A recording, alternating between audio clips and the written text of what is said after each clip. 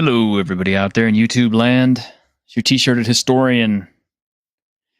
Welcome to another Week in Geek. And as you can tell by the title of this week's episode, you can kind of tell what I listen to. Actually, that's my standard formula for all my titles on all my shows is, whatever the last song I've been listening to, I usually just use that as my title because I am terrible at coming up with titles, I mean, it gets very tiresome to try to make clickbaity things, developing situation in gaming today or whatever, it's no. So I just throw song titles in there. So I guess if people are looking for certain songs, they might come across my show by accident. I don't know.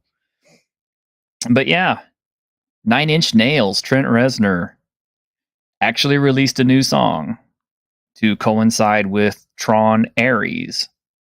And it's called As Alive as You Need Me to Be. And yes, I like it. I'm not a big 9 Inch Nails fan, I'll be honest. But this one kind of hit. And I liked it.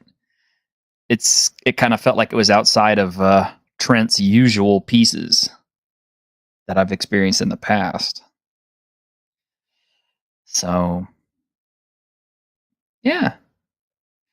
Now, as for what I think about Tron Ares, I'm going to get the panel to kind of chime in on that one. But I'll just say this. Tron is kind of a special series for me because I've always been interested in computers. I've always been interested in programming because I learned how to do it in BASIC way back in the 80s. And, always been into video games. Always liked robots, transhumanism, cyborging, all that stuff. That's always fascinated me since I was a kid. I think like my first big hero was the $6 Million Man. So I've kind of grown up with a look ahead towards, interfacing between man and machines. And I'll be honest, where we are right now kind of disappoints me. But it is what it is. I mean, hey, I'm a cyborg now, right? Because I got a synthetic mesh patch that's keeping my guts from falling out. So, does that make me a cyborg? Yeah, I mean, Grimm's a cyborg. Raltz is definitely a cyborg. He has been for a long time. I don't know. It kind of depends on how far you want to take the definition, but are we at Cyberpunk 2077 levels? No, not anywhere even remotely close. We're so far from it that I will not be alive to actually see it happen. And in fact, I don't even think it'll happen in 2077. I mean, that's only, 52 more years? I don't honestly see that kind of development happening in 52 more years. Maybe 152 more years. But I digress. Anyway, getting back to Tron. Tron is very special to me because I saw it in the theater as a kid in 1982. The year I still will die on the hill of as being the best year for movies. And people say, oh yeah? Why do you say that, T-shirt? Well, look at what came out in 1982. E.T. the I almost had an extra testicle. Extraterrestrial. Obviously that was the biggest hit that year, but also The Thing, Blade Runner, Tron, Star Trek II, The Wrath of Khan. I mean, if you look at the list of movies that came out in 1982, I would be really, really shocked if at least one or two of those wasn't on your favorites list. And Tron was really cool because it used actual computer graphics. Now, it wasn't the first show to use computer graphics. I think Westworld actually did quite a bit of that way back in 1973, if I'm not mistaken. But Tron used these big old Cray computers. It took forever to render all the footage in that film, all the, CG footage. And at the time, we'd never seen anything like it. Now, as a kid, I didn't really realize the story was kind of, threadbare, as it were. I went back and watched Tron as an adult, and it doesn't really hold up that well. It really doesn't. But in 2010, they came out with Tron Legacy, and it was amazing. I saw it in the theater. You had the really awesome Daft Punk soundtrack booming. Just, and a lot of people at that point had never even heard of the band Daft Punk. That really kind of put them on the scene. And then they disbanded shortly thereafter. I don't know.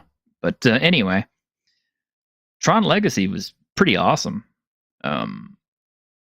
It is pretty action-packed. The story it kind of is what it is. It's a little bit weird in its own way. It's a little bit slow-moving in its own way at the beginning, but it has a lot of parallels to the first film. So I almost consider it to be like Tron, but updated for, well, not in modern audiences, but younger audiences, I guess. But it was pretty awesome, and it had possibilities, and for some reason, they never capitalized on it and jumped on it and tried to make more of those. So, here we are. It's 2025. It's 15 years later, and they're trying to roll out another Tron movie. And this one is, well, let me get the panel on before I get into this, because I've got thoughts and opinions on this. Mr. Grimm, it's good to see you. Hello. Raltz, it is good to see you. Hey, good to be here. Good to be here. All right. And Daniel. Here with thoughts and opinion. All right. So before we go any further, I might as well go ahead and show off the new trailer for it. This will probably get us copyright claimed because of the music and the visuals, and who knows, because Disney just loves copyright claiming everything because they want to own and possess everything and control everything, and just, But more on that in a minute. But anyway. What's that? I said bow to the mouse. Yeah. Mouse can eat my crack. But anyway. He's probably going to copyright strike your living room, and you're going to have all your furniture taken away. Gonna copyright strike your balls and come and shave your balls. Oh dear. I don't have that much hair there. There was a Donald Duck cartoon in 1940 where he had balls. He has all rights, all balls. Man has gazed at the stars and he has wondered, am I alone?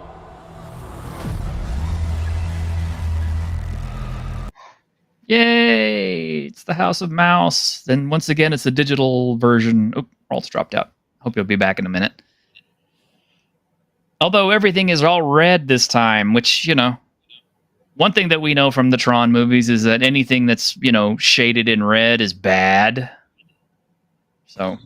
It just looks like that Joe Biden speech where he may as well have had the marching hammers from the wall behind. We're not political, but okay. It's became a meme. Okay. Hey, welcome back, Raltz. Sorry about that. All right. I am going to try to pause this a little bit every now and again so that, we don't, hopefully we'll avoid the strike, or we'll get the claim, but I can't guarantee that. So if you're watching this secondhand, you might miss this portion. So much talk of AI and big tech today. Virtual worlds, what are they going to look like? When will we get there? Okay. So he's reiterating stuff from Tron Legacy. But I could kind of see why they're doing this now, because back in 2010, AI was not quite as prevalent and in use by ordinary people as it is now. So, of course, they're Oh, it's not AI. It's a large language model. It's jumped up Eliza from the 1970s. That's all it is. It's Eliza with a bigger data set. It's not AI. I know it. Grim would say that too if he were talking, Yes, I would. but he's not talking. No, I'm not. Why aren't you? Because I'm waiting to see the rest of the trailer because I haven't seen this one. Oh, you haven't? Okay. The bedroom door. Well, folks, we're not going there. They are coming here. Okay. Instantly, this right here is the kiss of death on this film. This guy, Jared Leto. I don't have anything personal against the actor himself. I mean, yes, I know he's some kind of weird cultist leader and all this other stuff. That's, whatever, man. That's your business. But the deal is, it's like every single movie that he's been a part of has tanked. And I think he has a little bit of the, I guess you can call it bad luck of bad scripts. I mean, I guess so. I mean, it's like, what, he was in the Alexander movie, the Oliver Stone one that just kind of went, everybody was like, it's too gay.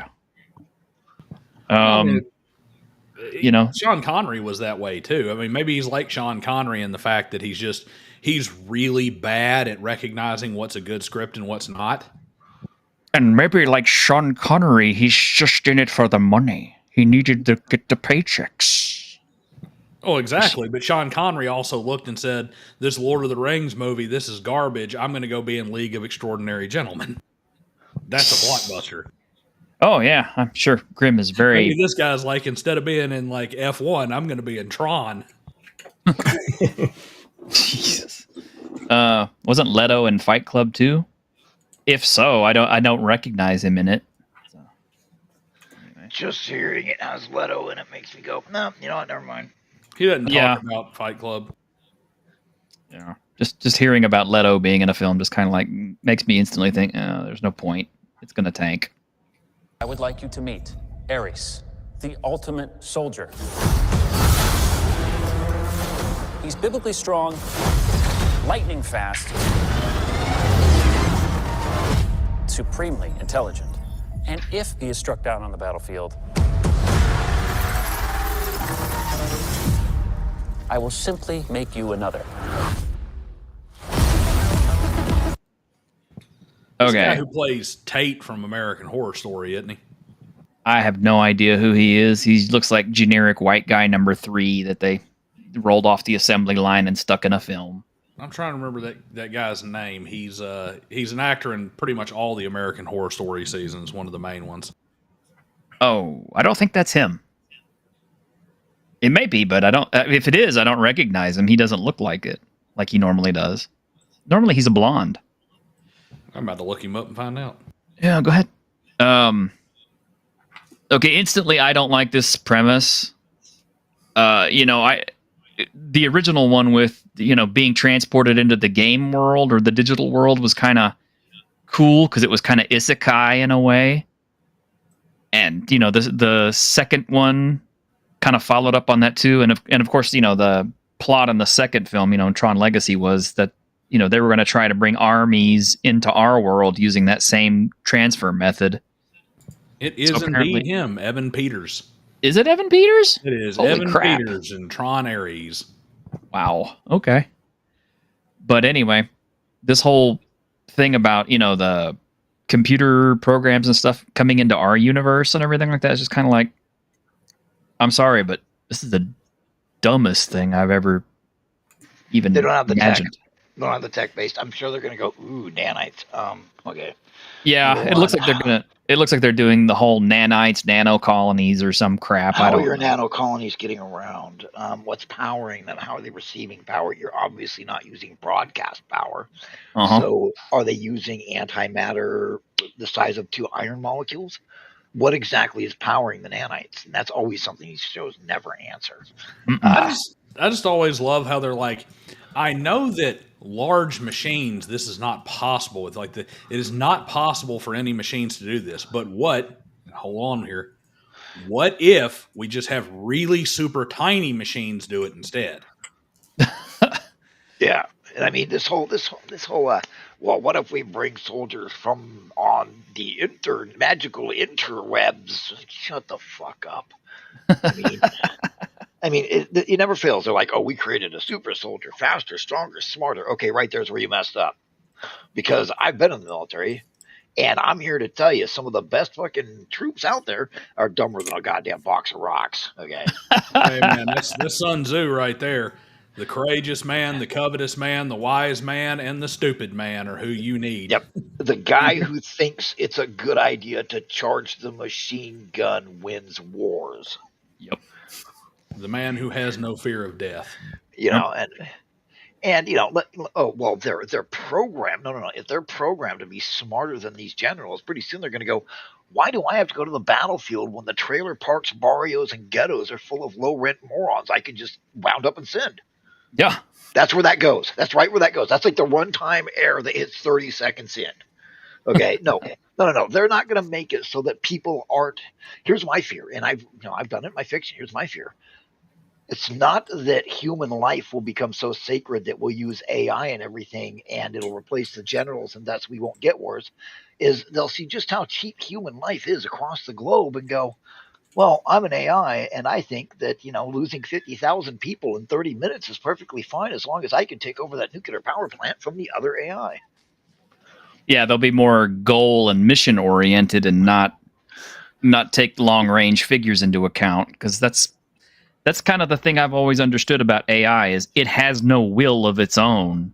It just tries to do whatever it takes to reach its programmed goal, no matter what it is, and it's kind of like it doesn't look at other factors in its considerations usually. It only looks at what it's been programmed to look like. And having met and worked with Silicon Valley people, those are the biggest retarded sociopaths you will ever meet. Okay. Oh, the civilians might resist. Well, we'll just move right to firebombing them. Wait, what? We'll firebomb them. We'll firebomb their families. That's against the law. No, it's not. I don't want it to be. Oh, God. And it never fails. Kind of stupid. Well, okay. Well, I think the copyrighted music starts here, so. You think you're in control of this? Oh, God, here we go with some woman going, oh, you think you're in control, but you're not. Yeah. Okay. The light walls function in our world. Really? Coherent light, solid light that can veer through. Okay, number one, why hasn't it torn through the road? Yeah. Number two, how long does it last? Number three, what's the energy consumption? Okay, look. Well, my fiction is. Go ahead, dude. Why don't ghosts fall to the Earth's core? Yeah. but I mean, because they're weightless and blah blah blah. Anyway, but this isn't like my fiction, where my fiction is 8,000 years in the future, and this is like, of course they can do this. It's 8,000 years from now. If they can't, they're stupid. This is 30 minutes from now. Yeah, basically. No, number one, their light cycles look cool, and they're putting this behind them. Why are you sacrificing billions that you could make with the power source powering those motorcycles in order to make tens of thousands? Yeah. Deploying nanite soldiers on bikes that Terminator Salvation is going, hey, man, can you turn my motorcycle? I got to do the next scene. I mean, seriously, it's like, yeah, if they have all this kind of technology coming out of the program world, it's like introducing that into our world would be like the government would, DARPA alone would love to get a hold of that shit. But I don't want to cure cancer. I want to turn people into dinosaurs. Bingo. Yeah, exactly. Bingo. Thank you. Here we go. Oh, this October. Yeah. Yep. Oh, wait. Go back just a tiny bit. This is definitely the Nine Inch Nails music. So. And just a tiny bit. Okay, nope, we went too far. Wait. Right. A little bit more. Right there. Ah. And you go about 3 frames back. I'm not that precise, bud. Okay. So. There. Yeah. See that thing? It's using anti-gravity. Once again, I will sacrifice making billions in order to make tens of thousands of dollars. That's true. Okay, and you know what? Dr. Doom summed it up. Why do I want to rule the world? The majority of the world is full of idiots. I don't want to listen to them complain. I mean, seriously, there is one good thing here. You talked about how the 80s had such great movies and everything. Seeing as how this is the Internet Super Soldier movie, this would be a great time to bring back Dokken, and they can just do a reprise called Keyboard Warriors. Yeah. Oh my God. Yeah, that's true. Jesus, I totally forgot about Dokken. Key Warriors.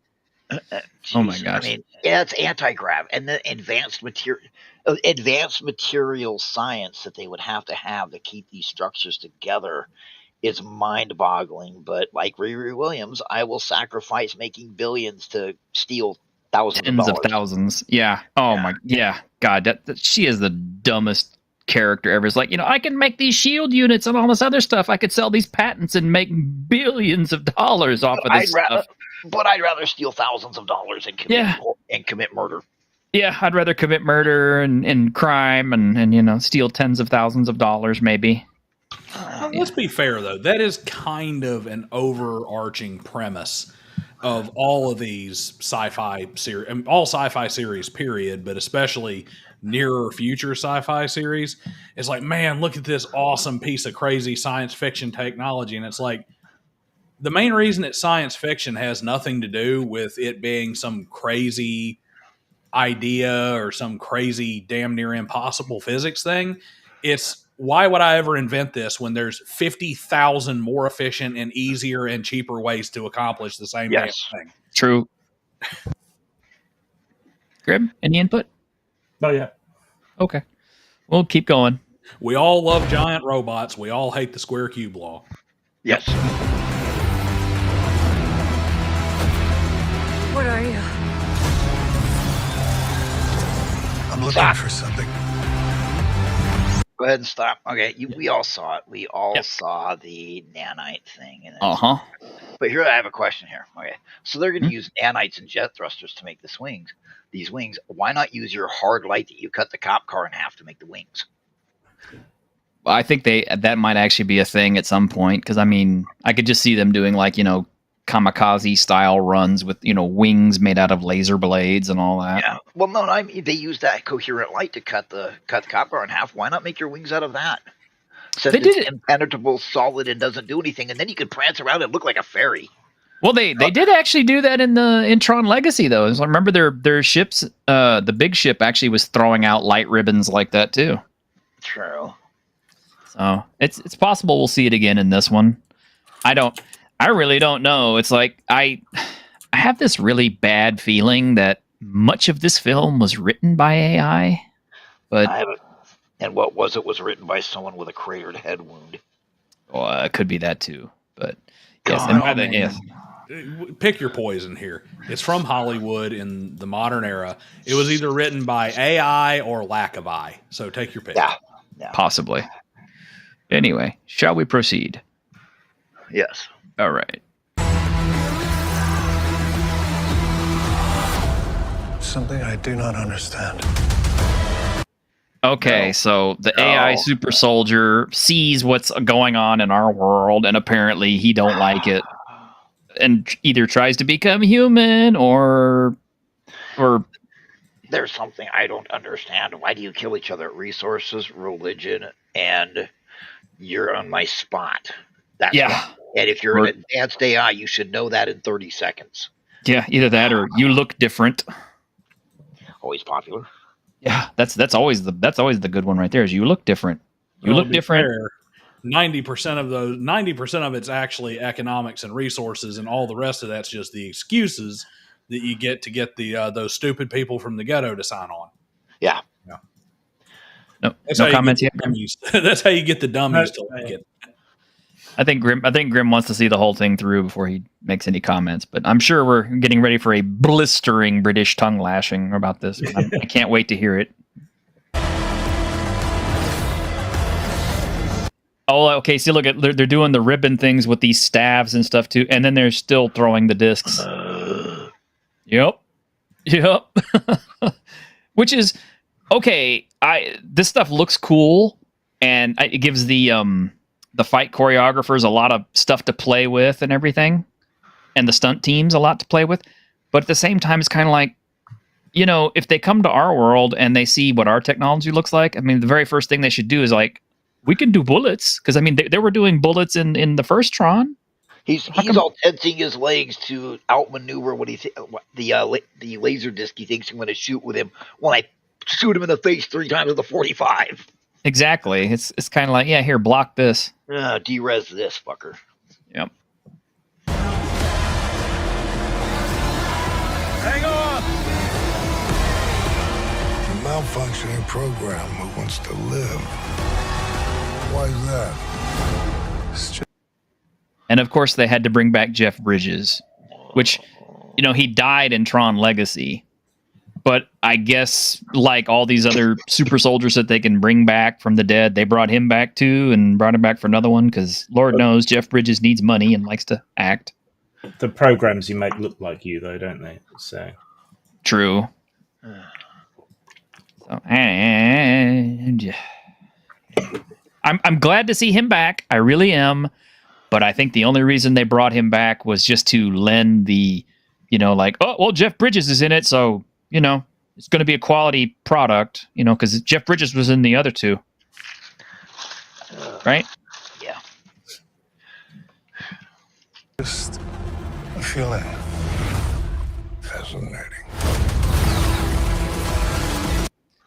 Okay, there's what you're talking about right there. And that's what is that, an F-25? I don't know. That looks like an F-22. F-22, yeah. It's a single engine, which F-22s are dual engine, but yeah. But I mean, it's probably just a futurized version. It's a CGI model that one of them downloaded. Yeah. That's all it is. I don't care anymore. F-25 is single engine. And I already know how this thing is gonna get defeated, because all that guy in the front has to do is like spin his ship and make like a little, Meanwhile, the nose cannon on that jet has ripped that thing into 19 pieces. Yeah, exactly. I mean, they have cannons. Why is it even that close? I mean, forget the cannons. Why is it anywhere near that close to him? It could have killed him from like over the horizon before he even saw it. It's like the way that F-35 or F-22 defeats the bad guy or whatever, defeats the good guy, is he just happens to shoot him from 50 miles away. He doesn't even know he's there. Just a missile hits him all of a sudden. That's true, because the missiles are basically robots. So we need to arrange a large war somewhere that nobody cares about, like Middle East, and draft everybody in Hollywood and send them, especially script writers. That way, when they come back, they understand such things as physics and friendship without wanting to fuck somebody, and real life. Do we need another 20 years of miserable Vietnam movies, though? It's not. Oh God, I'm sorry. You're right. There you go. Okay. On the plus side, though, you got to remember, like a lot of those good Hollywood scriptwriters and stuff that came out in the 80s and 90s were World War II, Korea, and Vietnam. But he is right. Then I have to watch 20 years of whining movies. Oh, if you think that shit's not coming with the global war on terror, I got a bridge to sell you. You think the Vietnam stuff was bad? This is going to be terrible. Good point. Yeah. More Fallujah. But, yeah. Yeah, I knew that would happen. Totally called that. And then tanks too. Okay, now see, this is kind of more what I would have expected them to do, except these things leave light ribbons too. Oh God, the energy consumption. Oh, I know. Everything uses light. I can get away with it in my stuff because a reactor, the equivalent of a nuclear power plant, is the size of your pinky nail. But it looks like it's like launching like tons and tons of little smart missiles or something. I don't know. It's a little further. You see? It's like, they're turning and stuff. So I don't know. I mean, it's a cool idea. I mean, basically I don't know why they keep bringing back the recognizer, because obviously it was in the first film, and then they had a better looking, more updated one in the second film, and now they got this, which is the giant super recognizer with missile systems and shit. This thing's whole job was just to delete programs that had been reached their terminate. Yeah, and it's like, and they thought this was the optimal shape. I mean, I don't get it, but anyway, I'm not a designer on Tron, so. And I don't think these guys actually knew why they were aping these designs. They just did it because it was in the other two movies. They don't do stuff because they know stuff or think stuff. They do stuff because they're just parroting shit. They're brainless parrots now.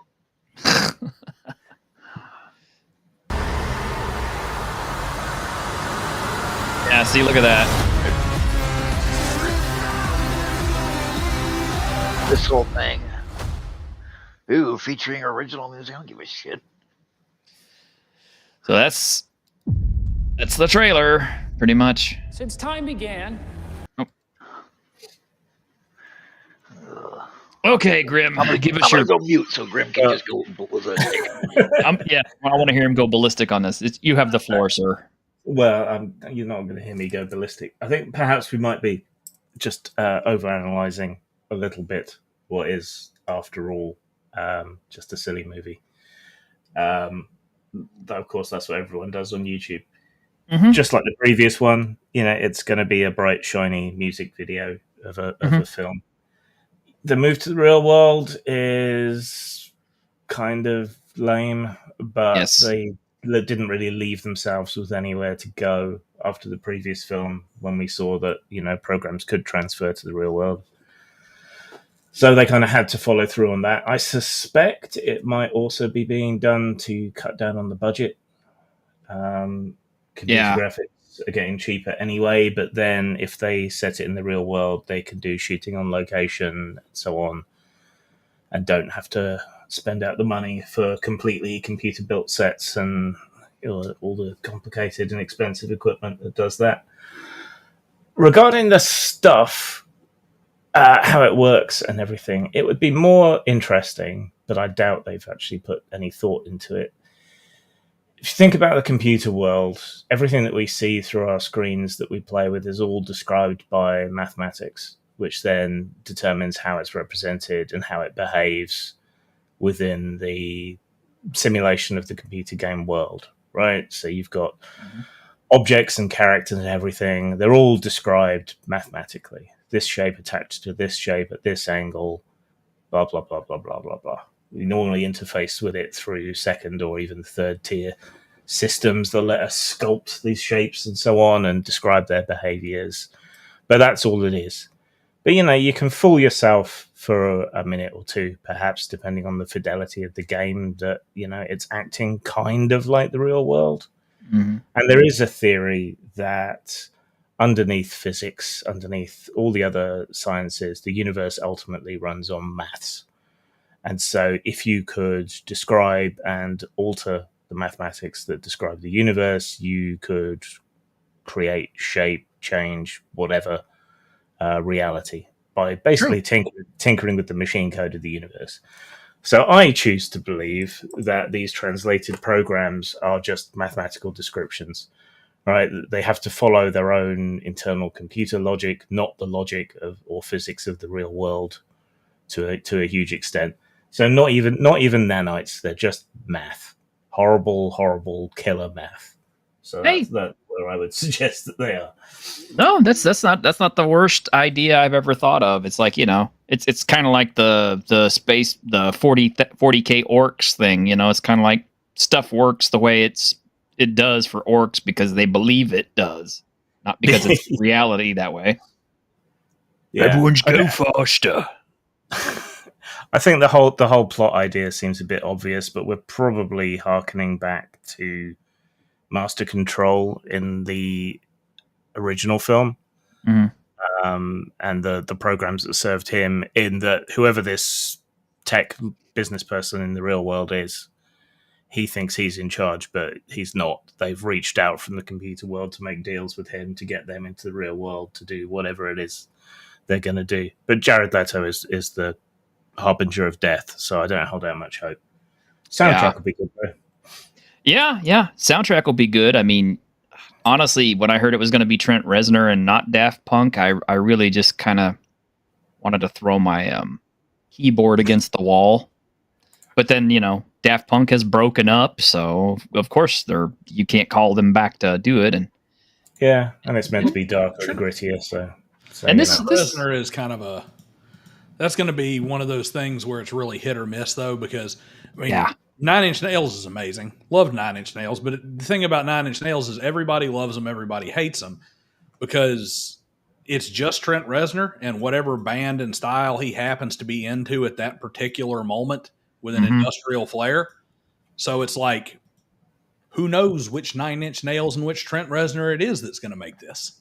Well, from the sounds of it, it's Trent Reznor trying to ape Daft Punk to an extent with the synthetic vocals and stuff, which is fine, but it's still got the same driving hard beats that 9 Inch Nails is known for, and of course Trent's vocals.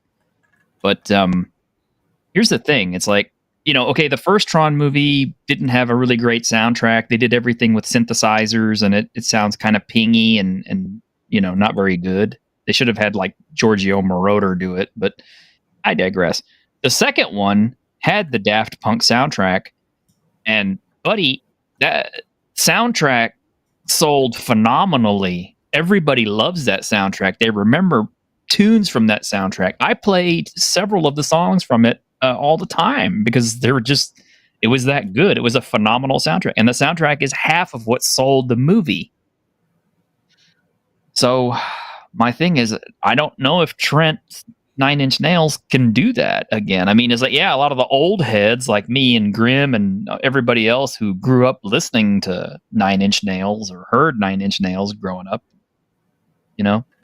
we'll be interested in it. But I don't know if the kids these days are really going to be into 9. So. It's like I said, it just depends on which Trent Reznor we end up with. I mean, the Quake soundtrack was pretty amazing. That's Trent Reznor. And I was a big fan of it as a piece of atmospheric work. But, there's a lot of people who aren't. Because I wasn't. Trent Reznor just deciding to do weird Trent Reznor stuff. Because he is the definition of an artist, okay? That's what he is.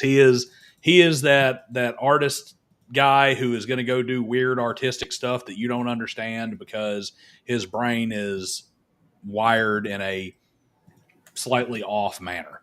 He's like the Philip Glass for industrial music. Yeah, so it's kind of, you either love Philip Glass or you hate him.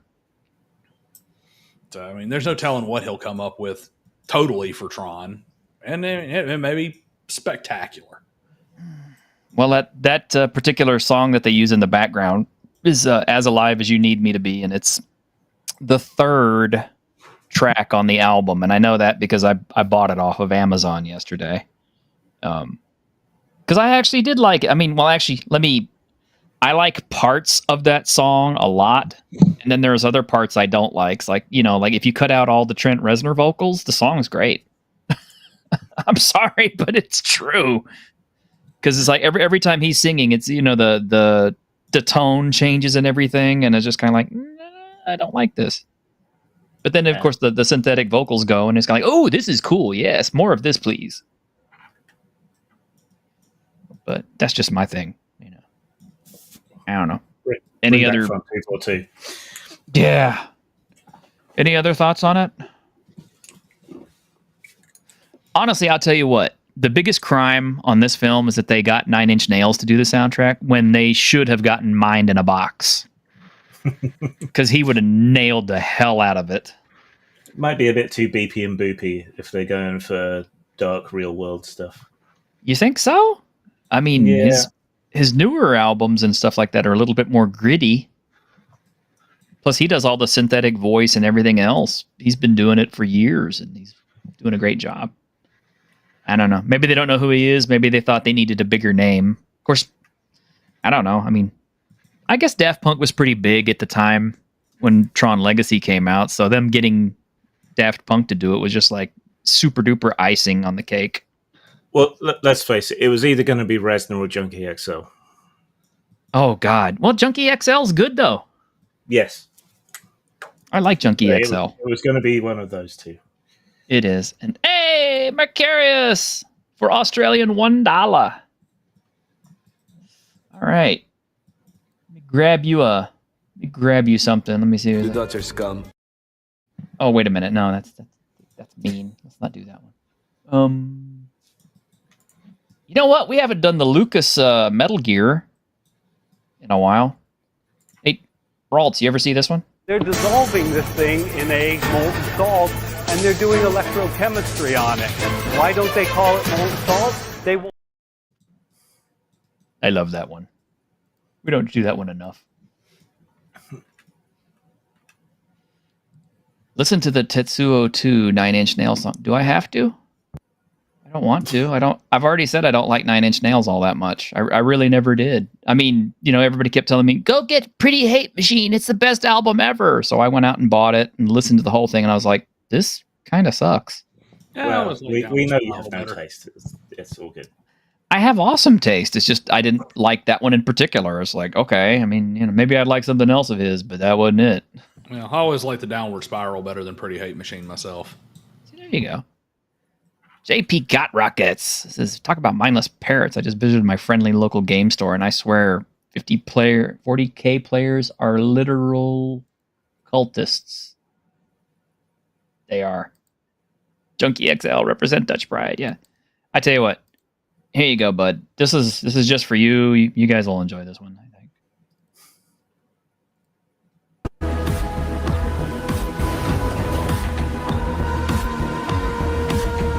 Do the soundtrack.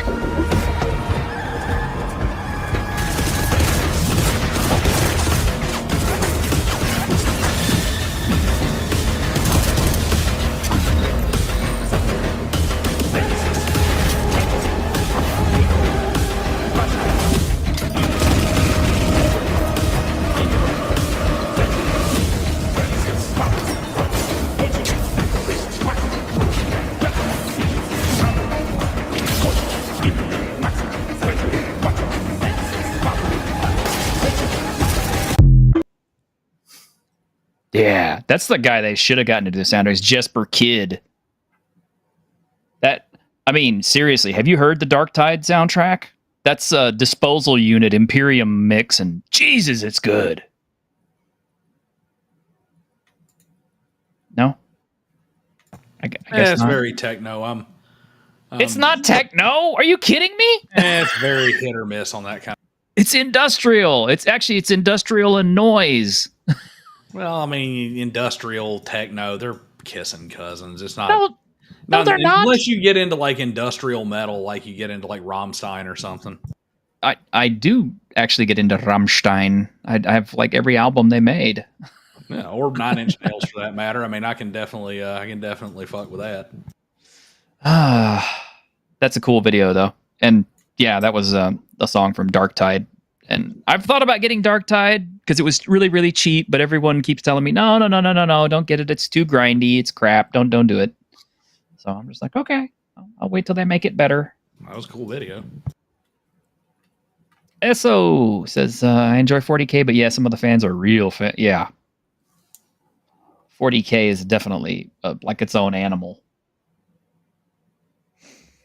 All right. I have a joke to make about war gamers there somewhere. I just haven't figured it out.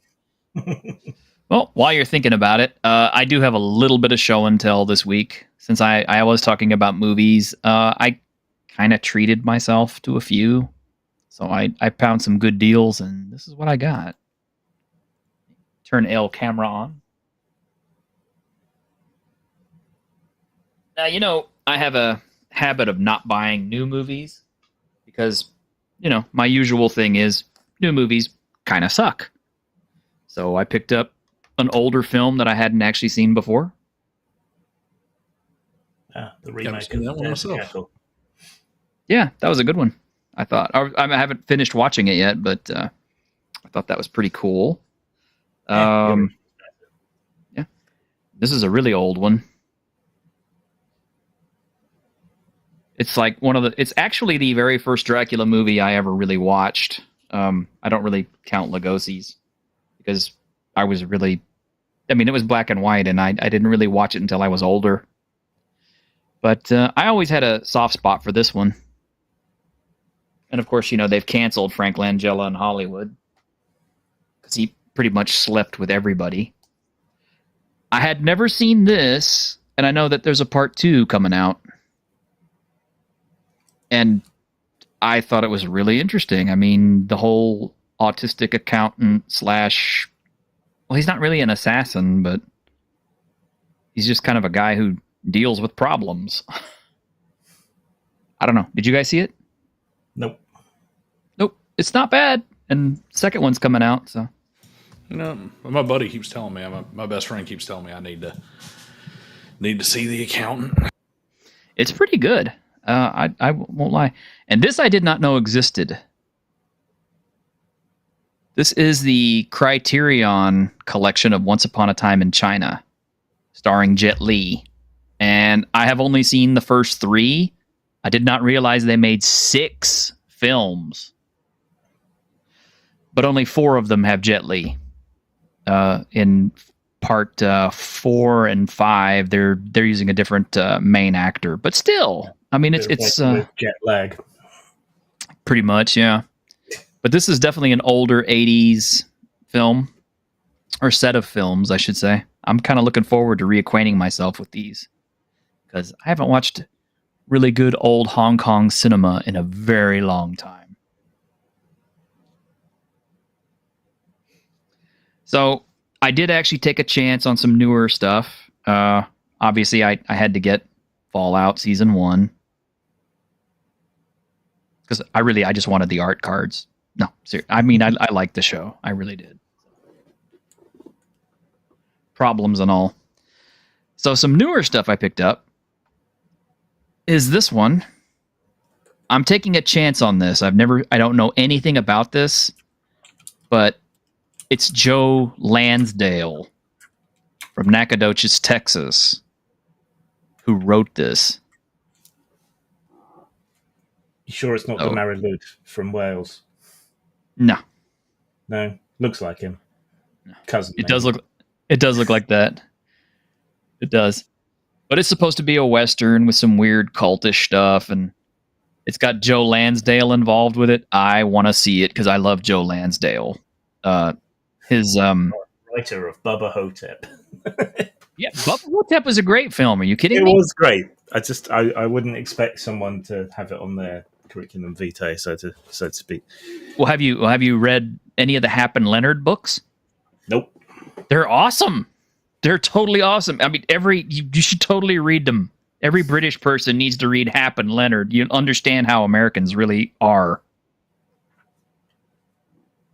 At least in down south. This one I took a chance on. I know how you are. I watch the news. Yeah. So this one is a newer one as well. I mainly got this one because it's got Milla in it, and anytime she's in the film, I'm gonna watch it. Plus, it's Paul W.S. Anderson, who pretty much only ever casts her because she's his wife. So I know that this movie had some cocaine infusion, which means it might actually be good. And it's got Dave Bautista, and I actually like Dave Bautista. So, I don't know. It might be really good. Might be really crap. I could have looked up the reviews, but, I saw the price tag was really super cheap. So I said, hey, we'll take a chance. And then finally, I expect good things out of this. It's a Japanese film, Kazuya Shiraishi, 11 Rebels. It's, I know nothing about this one either, other than what's on here, which is a group of convicts are promised freedom in exchange for defending a small town in feudal Japan. Tasked with holding a fortress against encroaching government forces, they fight with desperation of men with nothing to lose, but then the officials who recruited them renege on their promise. They realize that they've been used as pawns in a larger scheme. Betrayed and outnumbered, they must forge their own fate or die trying. And you started off good with fighting the government. Yeah, I mean, it's a samurai film. It's, got all the themes I really enjoy. I mean, the cover looks pretty good. And it's apparently during the era where Tanegashima matchlock rifles were being used. So I'm excited about it. Anytime you have a samurai film and there's katanas involved, yeah, I want to see that. So, taking a chance on it. I think everybody here should take a chance on a movie called Axum. That's what y'all need to watch. Everybody here likes horror movies, right? Oh yeah. I think everybody should watch Axum and then amuse themselves greatly by going to IMDb and various other review sites and reading all the reviews of it.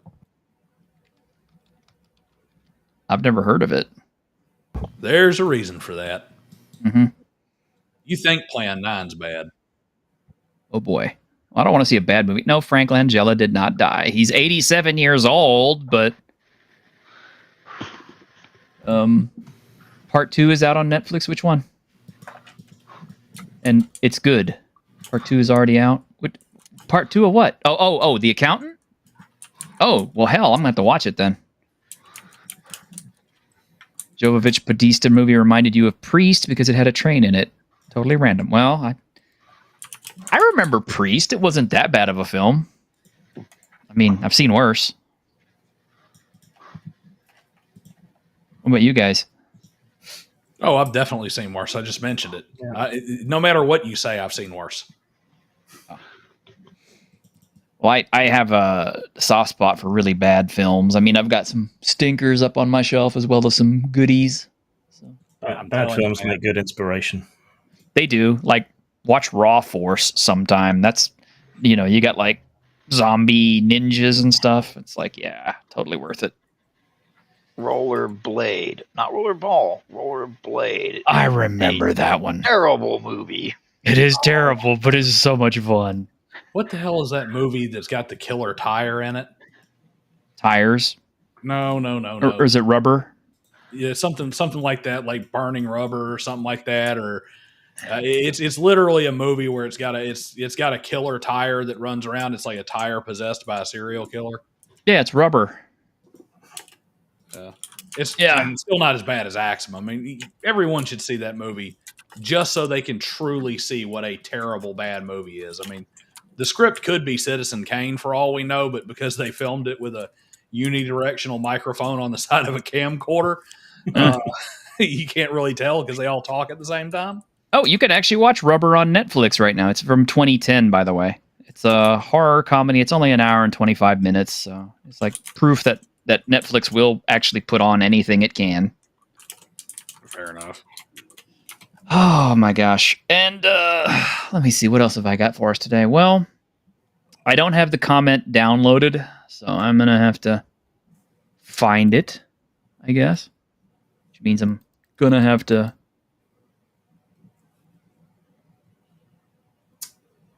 This is the dumb... T-shirt. Preparation T-shirt. That's what you need. Is it? I do. I mean, we just... We're always ready. We're always ready here. But Ralt's actually got us started on that one because that's one of the reasons I decided to go with it. Here it is. So let me save this real quick, and here we go. I know I'm terrible, guys. Sorry. I'll get better. Don't tell us any lies. Yeah. So okay, Collective Shout. I don't know who that is, but it says, put up this thing that says, "Stop video game, Detroit Become Human," depicting child abuse and violence against women being sold in Australia. And I'm just like, okay, you guys didn't even play this game, did you? Because the child and women in question are androids. They're not robots. Not the child. Yeah, the child was too. No. Are you sure? Yep. I played the game. I beat the game. I didn't get all the way through it, but I thought the little girl that you rescued from the drunk dude was a human. Nope, she's a robot. That's why she didn't get cold. Yep. In fact, that was kind of like part of one of the plot points you could go to is at the very end of the story. It's like there's a chance that Kara and the little girl robot can both die in the incinerator, and you see them, with all their skin off and stuff. So I got as far as when dude manages to get out of the junkyard. that was a good part. Yeah, and that's the thing. Detroit Become Human was a great game. It was largely, kind of in my opinion, a visual novel. Yes, it was an advanced walking simulator. Yeah, it really was. But it had a good storyline. Of course, it hit the transhumanism arcs that I really like. It had the AI arcs. It had everything I enjoy and made me think, the same kind of stuff that made me enjoy Soma, the same kind of stuff that made me enjoy Cyberpunk 2077. But the whole thing is the protagonists throughout the entire game are all androids. Like all the violence and the crime and everything like that is always being committed against machines, not people. Even if they have feelings and have sentient thoughts and all this other stuff, that's part of the story emergent. I get sick of all that crap when the people bitch and whine about that. There's one thing when things are totally gratuitous, and there's times when I'm very annoyed by gratuitous, unnecessary nonsense. But a lot of times this is part of the story. It's like you want to sit here and bitch about violence against women and children. Schindler's List had violence against women and children. So are you going to sit there and say that we should just ban it and nobody should ever watch it again and we should cancel Spielberg? I mean, piss off. It's part of the story. You come back and whine about something where it's there for nothing but shock value. I mean, yeah, it's getting to be that bad about, games and everything else. It's like people want to remove conflict from everything, and I'm just kind of like, I've been following this actually really close since it started about 2 days ago. Uh-huh. Collective Shout is all the way back from 2014. They've been pulling this kind of shit, mostly in Australia. Mm-hmm. But then they decided, like Gamergate, that they were going to go after payment processors. Mm-hmm. Now, the funny thing is Collective Shout, there are people on Twitter who have receipts that Collective Shout has actively shielded known pedophiles, including covering up crimes. So once again, we have affluent white female liberals going around and telling you what you may and may not watch, see, read, hear, and think and do while they run cover for their friends who are committing the crimes that they complain about. I kind of figured it was something like that. It was an attempt to control the spread of information more than anything else. Yes. And an attempt to manipulate the narratives. Australia has always had a more draconian censorship practice than either the US or UK. Yeah. That's always been the way, typically more with violence, though, in games. Like GTA is massively controversial. They're the ones who made GTA controversial.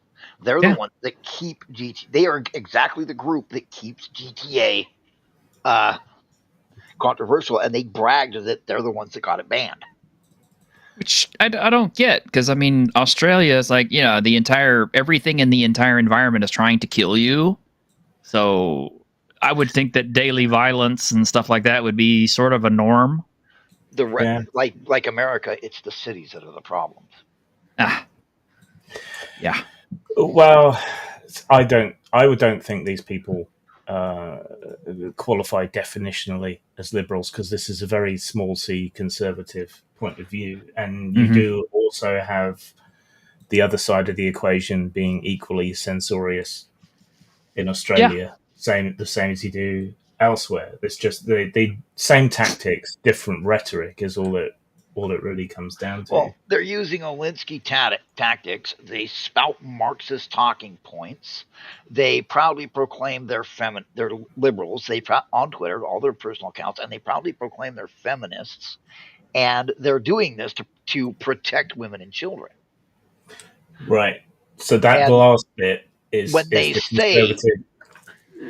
say they are liberal, and when they say they are liberal feminists, and when they say they're liberal Marxist, I'm going to believe them. Well, I wouldn't, because they don't meet the definitions. There's nothing liberal about censorship. I mean, are you fucking kidding me? No, the clues in the clues in the name. No. Same route as liberty. Just because libertine. they're named liberals doesn't make them that. They are Right, dyed-in-the-wool so- liberals. They're so what dyed-in-the-wool are liberals. And liberalism has been responsible for some of the largest bannings and some of the largest book burnings in America, Australia, Well, and that Europe would- that you've ever seen. And that everybody would says, be- no, they're actually conservative. No, fuck you, they're liberals. They say they're liberals, they're liberal. Look at what they're doing. They're saying it's to protect people. That is a conservative instinct. They are acting. They're protecting you for your own good, they- and conservatism goes take they care of are yourself, acting- dipshit. They're acting out of disgust. The disgust reaction is associated with conservatism. It's I about don't care. power. I don't care what people call themselves. You know, I the do. Nazis I believe called them when they themselves say- socialists, but they were never ever remotely socialist. So what matters is what they do, how they act. What This is out of the liberal playbook for the last 60 years. It's definitionally not liberal, and this is the problem. This is why It is what the liberal groups do. but they're Guys. not liberal. We're friends. We're friends, guys. Yeah, we're just having We're a laugh. friends. No. We can argue about this. I'll still sit down and have a beer with him, even if I call him a Okay, fucking moron. I'll still Okay. drink with him. 'Cause he's Okay, supposed to just call me- so we know. he should feel free to call me fucking a dumbass. Uh-huh. I think we're coming at it the wrong way. Okay. It's just because North Korea calls itself the People's Democratic Republic doesn't make them Democrat. And Exactly. I say it still makes them communist fucking retards. They're not communist either, but that's fine. Well, I mean, you're mixed up in the difference between liberalism and left. And I swear to God, if you say real communism has never been tried, I'm going to wait till you go to the bathroom and piss in your Okay, but it's true. It never has. Just because it doesn't exist, because it's a fallacy, it's a fantasy, it's a utopian, and it's founded on evil anyway, because it's the whole entire system is based on theft. So that's all there is to it. Taxation isn't theft; it's an expression. Well, we're not about politics, but here's where it. Inescapable, but Yeah, it is a little bit inescapable, but here's where the crux of it really hits home for me and why it's relevant to the show. One of the things they did was they stopped credit card companies who might have had an issue with purchasing certain types of things that the credit card companies find reprehensible for whatever reason. And I mean, it could be anything. I mean, let's be honest. The credit card companies are doing things like, it's like, okay, well, this had a dog in it. I don't like that. So we're not going to process any payments for stuff that has dogs in it. Right. right. But they've been processing payments for child porn since credit cards have ever existed. Look, Okay. So, But I think I have a useful perspective on a lot of this. okay. Well, Right. So can I finish what I was going to say though? Go on, man. I'll let you talk, Grim. This isn't your damn show. It is my show. But okay. At the core of everything, I honestly believe in freedom to be able to purchase whatever you like if it appeals to you, as long as it's not something that is harmful to someone else. Now, my definition of harm is probably not the same as everybody else's, because there's a lot of people out there who would say, oh, well, OnlyFans is harmful because it hurts women's images and all this kind of stuff. And I'm like, well, yeah, but I don't think my $6 a month to, Miss Polly, what's her name, is really, it's not really hurting anybody. Just because I'm a single bachelor and, I can look at what I want to, and it's not hurting anyone. So, I'm getting to the point where I'm almost too old to reproduce anyway, and I don't even care about it. But I still like to look at the menu, so to speak, even if I can't afford the food. The plastic. The thing is, but the thing is, it's like, okay, video games also offer these same kinds of scenarios in their explorations. And yeah, some of them are what I would term morally reprehensible. And I'm not going to bring up any specific titles because they would probably get the show shut down. But they're out there on Steam. They're mostly made by, itch.io creators or Chinese content creators, and brought over, onto Steam. And, my whole thing is like, okay, it's got this in it. I'm not really interested in that. The subject matter doesn't interest me. I'm not going to buy it. Right? That's my simple my simple mechanic for dealing with things that I don't like. If I don't like it, I'm not buying it. I don't have to. Nope. Nobody is forcing me to. And if people want to call me racist or whatever for not buying their stuff because I don't like it, that's my business. But I should have the freedom to be able to say yes or no, just like everybody else. Go ahead, Graham. All right. In theory, when I pay using a credit card or a debit card or whatever else, it shouldn't be any different to me getting out a wedge of notes from a teller machine, going to someone and paying them for their product, right? Mm-hmm. These payment processors are gradually interceding themselves more and more. Now, there's a level of that I can accept, which is, you have the means to monitor if I'm purchasing something illegal, at least to some extent. And, that's fair enough. No, none of this stuff is illegal. None of it. Yeah. Right. So they have absolutely no basis upon which to suggest that you shouldn't be able to spend your money on this stuff. I mean, right? Ralts, it's a little different. It's like if I want to buy a 18 plus mature video game that may have some stuff that's a little bit morally reprehensible versus, I pay you to transfer my money without me carrying $300 in my wallet. I don't pay you to make fucking judgments or make some fucking decision because because what I'm buying is illegal in whatever shithole you fucking live in doesn't mean it's illegal when I am. And I'm sure there's a person in whatever shithole they're living in could buy a law rocket, but I can't. So I'm fine with the legal distinction because at least in theory, we live in democracies, laws are organized by consensus and voting and get modified and all the rest of it. So, that's a compromise position. But they're going beyond that, and that's where I really object. They're making moral decisions about me buying legal things produced legally that I am allowed to buy. Well, you're illegal. They are applying Australian law to America. True. Okay, I don't come to your upside down country and tell you can't wear your belt that keeps you flying off from the fucking continent. You don't come here to gunland and tell me that I can't buy something where I shoot somebody in the face.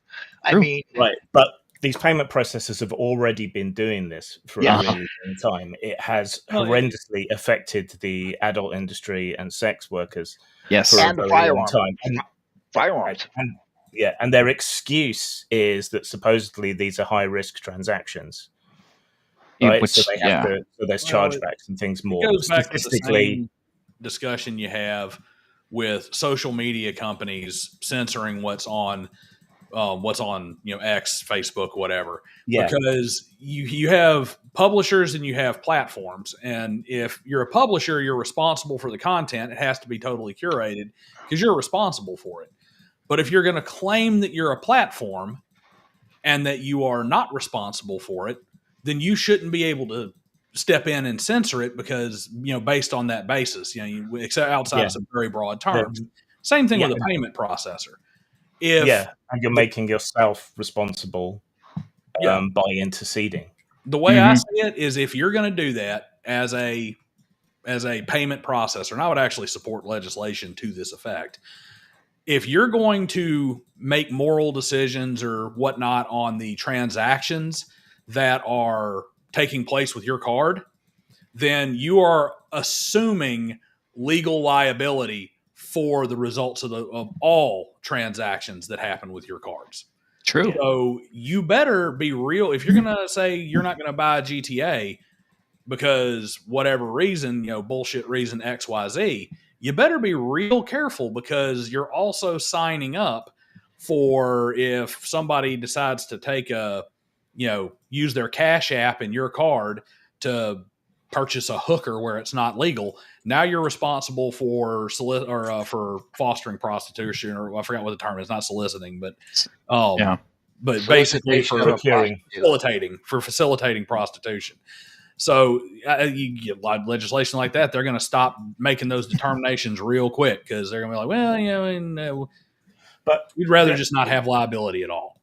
Right. It's not a matter of Australian law or any other law. This is just their terms and conditions that they choose to apply selectively. And then the other half of this comes in, which is all of these companies will process these transactions, but Yeah. they do it under sub companies, under different names. They don't have as much quality control. They're not as easy to use, and they charge a premium. So it's exploitative more than anything, and it's dishonest because they still operate through all of these other processes, which are companies under their umbrella. Every single card or processor you look at will have either Visa, MasterCard, or Discovery on it. Yeah. Magnificent Devil. Bitcoin fixes it. Yeah, I mean, I guess it does. If you trust in it and it works, but the feds cracked how to fucking track a blockchain purchase like years ago. Yeah, there's ways that they can limit its usefulness and its effectiveness. It's the same kind of crap that, you know, BlackRock has for trying to affect social change through who they choose to lend money to, you know, for like video games or movies and everything else, and then having all these conditions set forth by which they can loan the money. It's like, yeah, that's legal, but at the same time, it's crap, and everybody knows it because it's what produced all the, you know, woke garbage films that were released, you know, for the last, I don't know. Well, they're still being released. I mean, I just saw one the other day. Yeah, I don't think it should be legal for wealth management companies like BlackRock or Vanguard or whatnot. Because first off, the reason like my money is with BlackRock is because I trust them to make good decisions to make my money grow, the good financial decisions. I don't really care the other. I want them to make my money more money. And the thing is that they're not doing this with their money. They're doing it with the money that has been invested with them by others in order to, you know, grow a future, grow a, you know, grow your, what's the word I'm looking for? Like your retirement portfolio, your IRA. Yeah, my IRA. And it's like, you know, you say, well, you know, what about the really big investors? Shouldn't they have a say? Well, the biggest investors are things like pension funds. Yep. And a pension fund is millions of people, not one person. And I'm going to tell you right now, I can go down here and, you know, that iron workers pension that they're managing that they don't want to put into GTA. A lot of those guys love to come home from their 18-hour shift and run over a few hookers with a hook.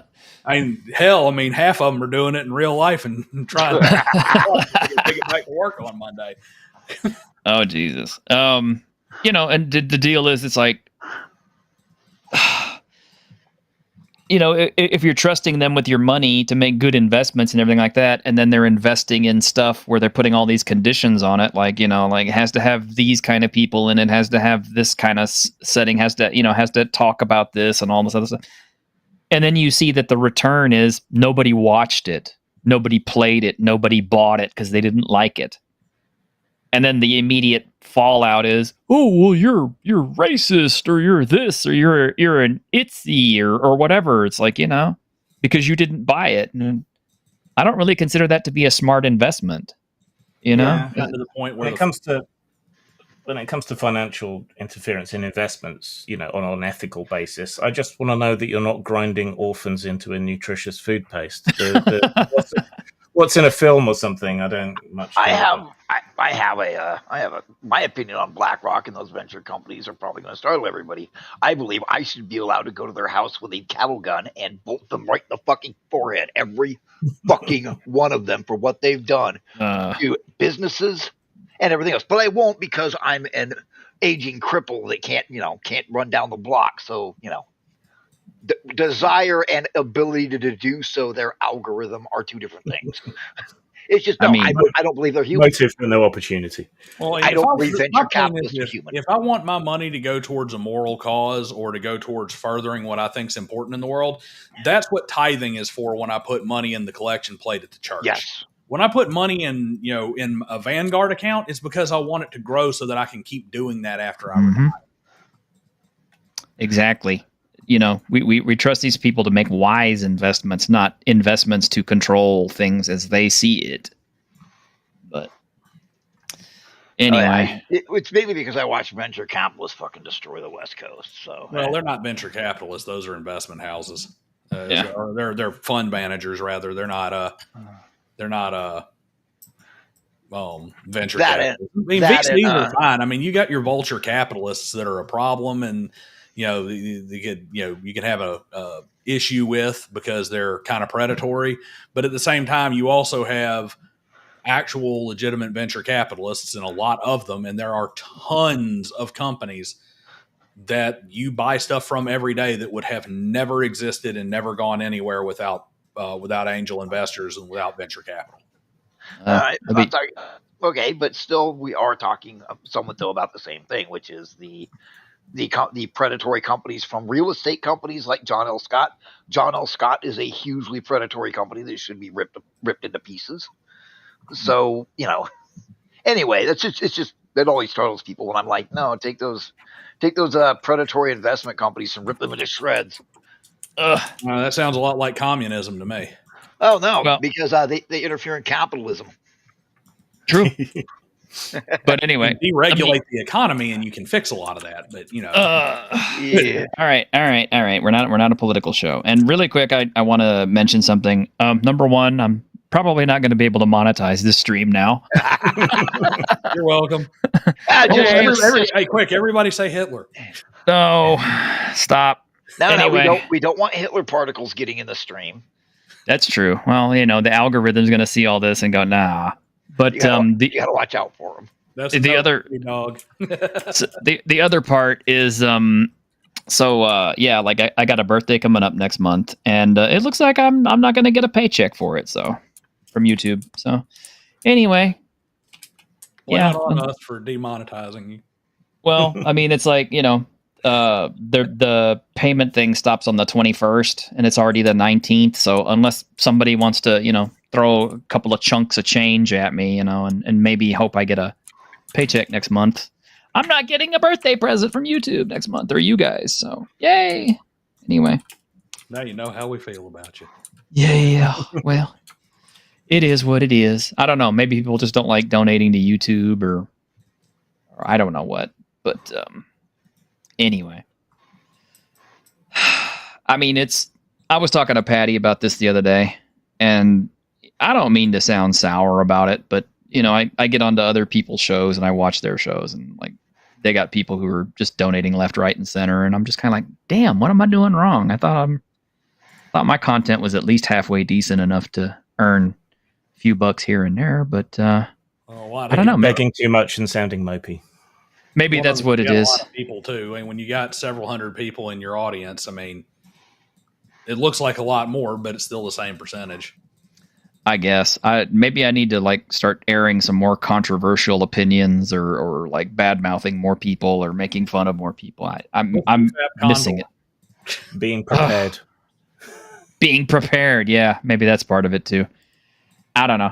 Those bigger channels, they have actual people who prepare stuff ahead of time, or they're on point and they've been hired to do that stuff. I just get by with me kind of running everything. So. But anyway. All right, guys. Well, have we kind of exhausted ourselves? Because Lord knows we're past an hour, and even though we really only covered 2 topics, I mean, I shouldn't have been talking at all. But hey, you're fine. No, fine, no. My voice. I should not have been talking. Oh, you mean literally? Yeah, but it was fun, right. and I enjoyed disagreeing with everybody because that's always fun. I don't think you really did. I mean, because it sounded like you and Daniel were kind of on page, and in some way, I think you and Grim. Hey, Orc Child for $10. You're tithing, dude. I appreciate you, man. Let me find you a good clip here. Oh my gosh, let's see. Should I do the watermelon one or the Fat Larry one, or there's the StarQuest one I just put in. Use the one that has all the copyrighted music in it, since we're demonetized anyway. Yes. Yeah, I don't have any that have copyrighted music in it anymore. I did, and every time I would air them, of course I'd have to cut that scene, so it would be like, okay, well, might as well just take them off. But let me see. Let me find you a good one, dude. We haven't done watermelon in a while, so.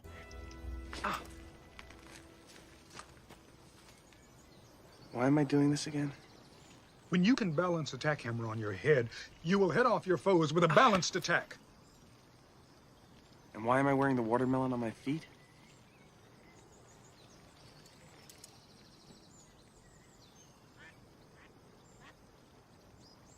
I don't remember telling you to do that.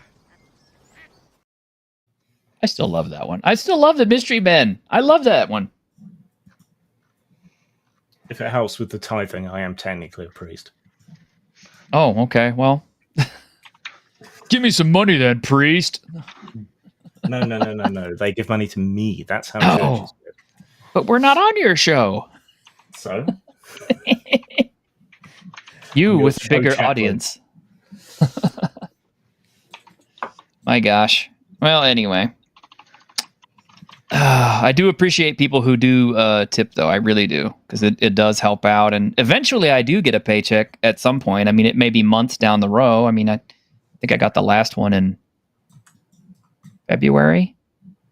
So, yeah, that was like almost 7 months ago. 6 months ago. So, yeah. I mean, you know, if you had to live, you know, between 6 months on paychecks, then anyway. I digress. You're covering the complete wrong topic if you want to make a living on YouTube. True. Yeah. I'm a YouTube contests. I'm a YouTube premium member. Allegedly, streamers are supposed to get at least a cut of my membership fees to compensate for ad revenue, but I have come to suspect that I think it is a devil because I'm sure not seeing it. The other thing, kind of like you get a cut of my hair when I go shaving. Yeah, it's like you get a crumb. But here's the thing.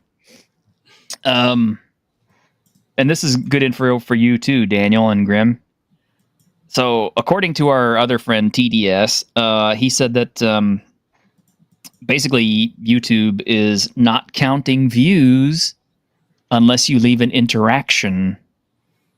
So, what I need is everybody out there in the audience, and there's like 58 of you out there watching. Some of you on X. What? I said, you jokers out there not liking, you bums. Yeah, please leave a like, leave some comments, you know, and if you haven't subscribed, please do, because Lord knows I could use the traffic, and I think I'm doing some good stuff, and I'm putting out some fun videos, and I may just have to put out some more videos to get seen, because yeah, I mean the live streams they punish the live streams pretty badly, as we all know. Live streams, unless you're getting a lot of like donation revenue and stuff from different people. I've actually heard, and this is one of the reasons why I've resisted doing any live streams on my own channel, is I've heard that live streams, like if you do both, it's brutal. You're supposed to do one or the other. Yeah. Well, but trying to do both, I've heard, is like crippling because they just don't, it messes up what they think what YouTube thinks people are coming to your channel for. But I don't know. I mean, I'm not some great exemplar of how to be successful on YouTube with my 500 and something subs. Well, Nerdrotic comes out with videos every week, and then he does his live show, and you know, I'm pretty sure he does pretty well. I mean, I haven't actually checked his blade stats yet to see what he's making these days, but I'm sure he does all right. Good old Social Blade. Yeah, Social Blade. Yeah. And congratulations to your wife for getting a job, Orc Child. See, it's like I'm in DD's mod, so I support a lot of these shows too. Okay, yeah. There are no clear rules on purpose. Yeah, I agree.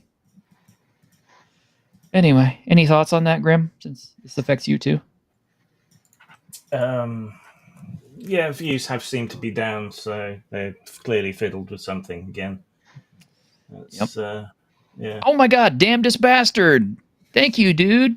Dude, you almost never come on here. I'm glad you're checking me out. For Canadian $10, may fortune find you on your birthday, brother. Well, I hope it does. Thank you, sir. Let me see. We'll get you some Fat Larry. I mean, actually, we'll see if we can't get Tim laughing at this one. Hi. Welcome to Sang's Herbal Remedies. I am Sang. How may I assist you? Selling remedies is honest work. I came to America after discharge from Chinese herbal remedies forces to help aging parents restore. Definitely, I am now American citizen. God bless the allegiance flag.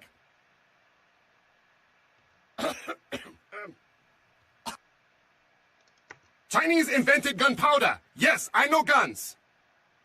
Hold on, please. These are good remedies for many problems. No credit cards. Damn payment processors. No credit cards. No credit cards. These are good. These are good antidote for many problems. Yes, they are. I love that one. Vampire the Masquerade Bloodlines got so much stuff right, and I'm dreading October when part 2 drops because I know it's not going to be anywhere near that good. Well, remember, you can choose body type 1 and body type 2, and they're almost identical. Oh yeah, that's true. They're almost the same. They're almost the same chest to ass ratio these days. Yeah. You know, I mean, because I'm sure you when you were in the military, you know, I'm sure you filled out your uniform the same way, you know, like a girl of equal size did. Yeah. I'm 6 foot tall. Any girls my size were like, I could just hide under your breast when it rains, right? Actually, my wife had a thing about the problem with that. You know, everyone's like, oh, well, they spent a whole bunch of money researching on how to make body armor fit women better. It's like, when you put on the Kevlar vest, she would get the tube, which meant, you know, it would close across her chest, but then there was like this 5-inch gap between her stomach and the edge of the Kevlar. And she's supposed to, you know, get her belt, you know, she's supposed to clamp down her gear around it. And, oh, God, it was always funny. I mean, you know, and them plate carriers are not light either. I mean, they're heavy. So I applaud women and men who can wear plate carriers for lengthy periods of time. But especially if you have all your trauma plates in, like your front and back. Oh God, that's some heavy shit, dude. Yeah, it's almost like carrying around big bricks of steel is not a recipe for like a light and breezy attire. Exactly. Yeah. You know, you said it, and that, and plus you're hauling a rucksack, and you know, which it could be like a 3 or a 4 or 5 day pack, and then you've got your weapons, and you know, I mean, equity and chest to butt. Yeah, there you go. The chest to butt ratio is the same in most modern gaming. So. Speaking of modern gaming, I have actually been playing a few things here lately that are worth checking out. Let me see. Let me go through it. Well, Tormented Souls 2 dropped a demo. I like the first one. I really have in the Resident Evils craze for some reason. So I'm actually going back and playing Resident Evil 2 again. And I never finished Resident Evil 6. Now I've reloaded it and I'm trying to finish it, and then I'm realizing why I don't like Resident Evil 6, and it's because of all the damn QuickTime events and the onslaught of cinematics. I'm just kind of like, is it just me? Or are you guys also getting to the point where, are we just getting old, where it's kind of like, I want to get to the damn game. I don't want to have to play the tutorial. I don't want to have to see the cinematics. Just throw me in the damn game. Let me start killing zombies, and I'll figure it out as we go. Well, in a way, we kind of got spoiled back in the day, because since you didn't have a lot of additional resources and, you know, all kinds of space and shit on your cartridges and whatnot, or, you know, you're running this off of 9 floppy disks already. You know, if you wanted to have a tutorial, it either had to be like extraordinarily brief, or it had to be more or less seamlessly integrated into the game, where the levels are ramping up your abilities and teaching you new things organically, as opposed to literally running through a, this is how you do this. This is how you do this level. And it's just kind of one of those things where I think modern game design has suffered from the largesse of new, or not the largesse, but, you know, basically the benefits of having way fewer restrictions on what they're making. I don't know. What about you, Grim? Any thoughts on that? Or no? Do you remember? I think was it DOS X that had the tutorial that was separate, that you clicked on the tutorial separate, and it walked you through and introduced you to people? No, I don't remember that. I didn't play it though. Because it taught you how to do stealth. It taught you how to do targeting, but you didn't have to play it. Dude, it wasn't even skipping it. It was like an entirely separate menu selection. Well, I mean, just even the cinematics get kind of old after a while too, because it's like most of the time cinematics are kind of good the first time you see them. The 15th time you see them, it's kind of like, can we please skip this? Yeah. It's like not all the dialogue in the games is fun. I mean, I love Cyberpunk 2077, but I know most of the dialogue in the game pretty well, and it's kind of like I just kind of want to skip through some of that. They have the option now to where you can completely skip the whole tutorial level and you just start out straight up with Johnny stuck in your head. Even then, I don't take that option though, because I usually like to go through the story anyway, because I love that game. I'm sorry, I do. And they dropped a new patch for it, so I'm probably going to play that when we get off. So. I still haven't gotten around to playing. Was it Phantom Liberty? Dude. Well, the thing is that I think about it, and I'm like, I go to my PS4, and I'm like, all right, I'm gonna play some Cyberpunk, and I'm like, yeah, but Gran Turismo's in here. I think I'll just do about 6, 7, 8, 9 races. Oh, wait a minute, it's 1 o'clock in the morning. I'm going to bed. Well, see, that's why you need to go ahead and start playing Phantom Liberty, because as soon as you get into Dogtown, you start being able to steal cars, and dude, that is the most fun I've had in the game for the longest time, just because stealing cars actually gets you not only money, but it also gets you access to more cars that you can steal and more cars that you can buy. And it also opens up some missions and stuff. So totally do it. Totally get in there, play Phantom Liberty, get into Dogtown, steal your first car, and enjoy the bliss of driving in a revamped Cyberpunk. But anyway, I'm pretty sure I can hear Grim grimacing over there on the other side of the microphone because he's been sitting for too long. So shall we go ahead and close out for the day? Let us. All right. Thanks for hanging out with us today. Join us tomorrow because I believe I will be running Ashes Without Number. I'm not sure if we're actually going to... I don't know if people would be bored off their ass watching us actually create characters for Ashes Without Number. So we probably won't broadcast that part, but we will also probably have our introductory game, so do stick around for that. We will shoot that. But anyway, y'all take care out there in YouTube land. Have a wonderful rest of your week and weekend, and till we see you on Tuesday, take care. Ciao.